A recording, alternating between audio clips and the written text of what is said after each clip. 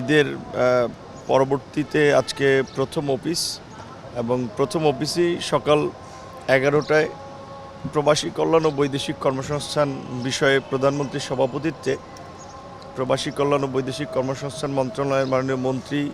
প্রতিমন্ত্রী, প্রধানমন্ত্রীর উপদেষ্টা, সচিব এবং পররাষ্ট্র সচিব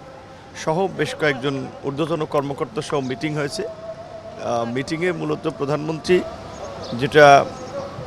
শুরুর দিক থেকে আমাদেরকে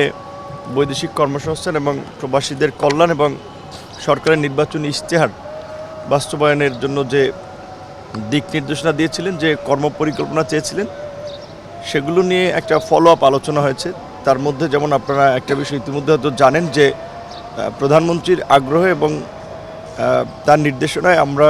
প্রবাসী কল্যাণ ও বৈদেশিক কর্মসংস্থান মন্ত্রণালয় থেকে যারা কোরিয়া, জাপান, চায়না, জার্মানি এরকম দেশগুলোতে যাবে, তাদের যে বিশেষ করে স্টুডেন্টদের ব্যাংক গ্যারান্টি বা ব্যাংক সলভেন্সির সাপোর্ট হিসেবে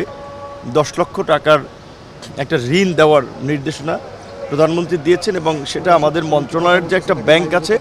প্রবাসী কল্যাণ ব্যাংক, ওই ব্যাংকই ডেডিকেটেড করতে বলেছেন যেন এই মন্ত্রণালয় থেকে দেওয়া হয়।